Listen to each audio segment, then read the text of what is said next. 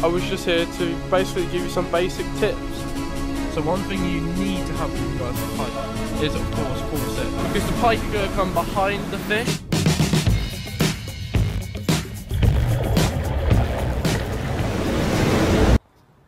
Hi guys, so today me and Aaron were going after those fearsome predators, pike. Now, even if we don't catch on the way, we're still going to give out tips, and hopefully we'll catch some. And we do find some pike, but not necessarily catch them.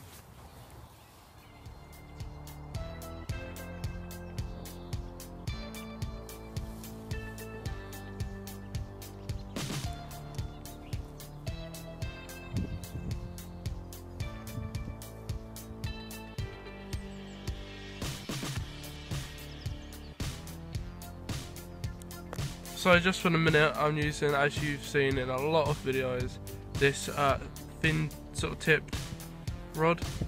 Nice and strong, but very ideal for using spinners, lures, even dead baits.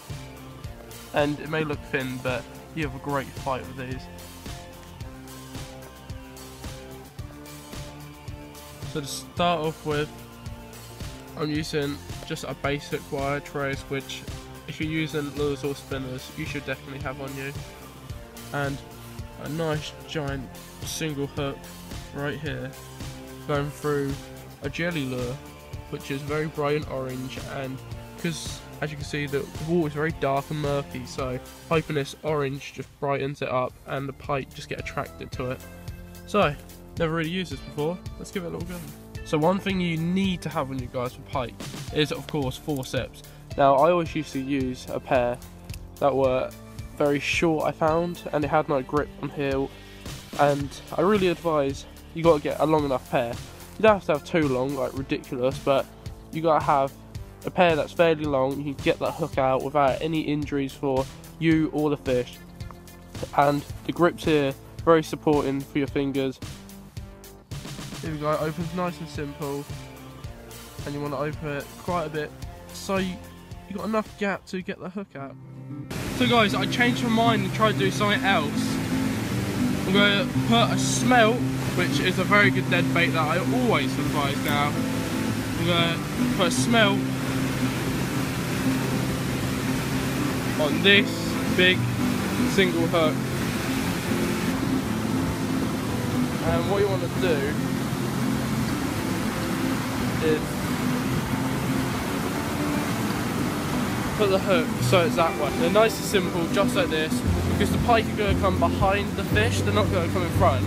So having the hook like that, it's going to hook into their mouths, right in, and strike, boom, you've got it. So yeah, I know this isn't hooked in well because it's not designed to go in dead baits, but you know what, I just love to try new things, and let's give this a go. Now a great tip about around here is, because we're near a waterfall, the river is very fast, always flowing, moving your bait all around. And what me and Aaron have done quite a lot here is literally just leave our rods in with the dead bait, only the dead bait, no lures or anything. Just leave it sitting and it goes moving about, and we've had a lot of good pike, and I've even had a trout, and other people have perch here, some really good fish. They get attracted by the movement. So just bear that in mind near the waterfall.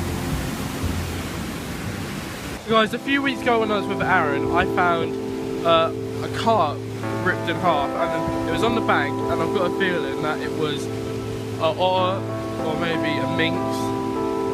And this time, look what I found. A head of a jack pike. Just a head, nothing else. There's a few scales on the floor, but not many. Don't know what did this, if someone did it. But that is what's left. Several minutes later, guys, I was just gone over somewhere else, and look, the jaw of a pike. This is just terrible. This one looks very old, but I mean, come on, 2 pike in one day, dead. The other one was very fresh, and this one is disgusting. So guys, very sorry, but we didn't catch anything. But I was just here to basically give you some basic tips.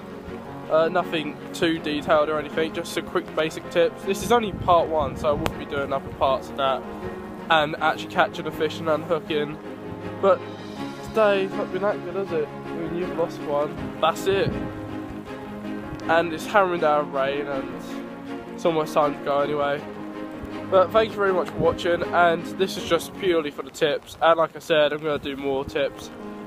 So, I'll see you in the next video. Thank you for watching. Goodbye.